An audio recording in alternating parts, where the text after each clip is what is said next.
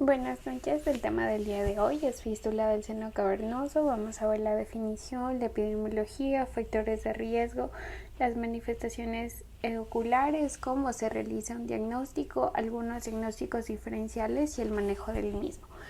Soy Michelle Aguilar, residente del Centro Oftalmológico Leo. Comencemos.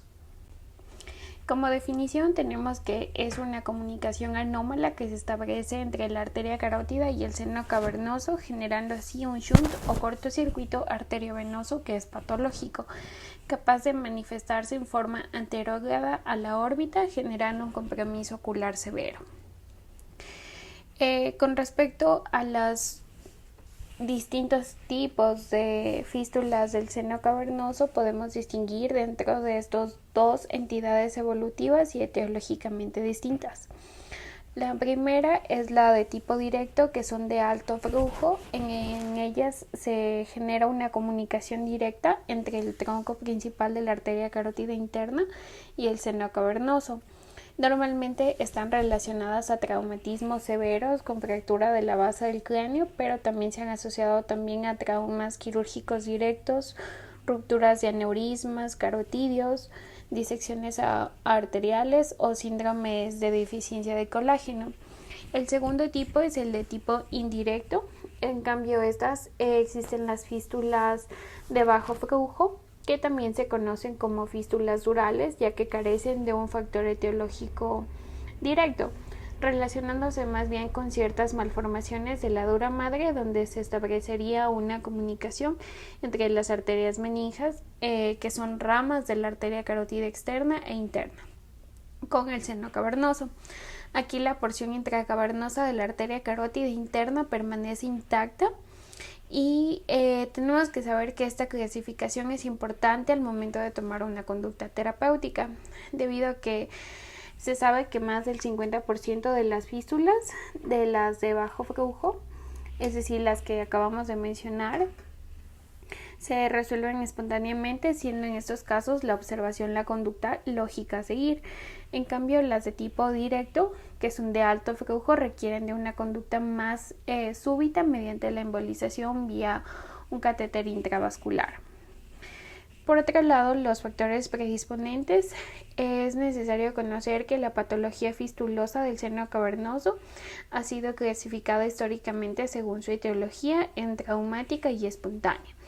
Y según diferentes autores e investigaciones, el 75 al 80% de estas fístulas tienen un antecedente de un traumatismo encefalocraniano, siendo la mayor prevalencia en los pacientes varones de 20 a 40 años de edad. Por esto, en las poblaciones que están más expuestos a las actividades sociales y laborales. Por esta razón, la aparición de fístulas traumáticas en población pediátrica es inhabitual, y las que han sido publicadas se relacionan principalmente con alteraciones del colágeno que afectan a las paredes de las arterias. Sin embargo, también existen algunos factores predisponentes, como la hipertensión arterial, una cirugía intracraniana, maniobras de Valsalva, sinusitis, y también se han reportado algunos casos posterior a las pacientes embarazadas. Con respecto a las manifestaciones oculares de las fístulas carótido-cavernosas, en realidad son múltiples y es necesario poner mucha atención. Estas pueden ser proptosis, quemosis, una congestión epiescleral con vasos en tirabuzón, una pulsación del globo ocular, que nosotros escuchemos un fremito orbitario, un supraorbitario. También se puede presentar como una disminución de la agudeza visual y un aumento del apío. Se producen debido a que la presión venosa elevada que se transmite del seno cavernoso hacia la órbita por medio de la vena orbitaria superior o por sus tributarias. Algunos métodos diagnósticos complementarios. Tenemos que conocer que desde su primera descripción, que fue en 1811, hasta la década de 1940, el diagnóstico de las fístulas fue netamente en base a las manifestaciones. A partir de entonces, la angio cerebral se constituyó en el método diagnóstico indispensable que permite descartar otras patologías vasculares y tumorales de la órbita y del seno cavernoso que simularan los síndromes de exoftalmos pulsátil.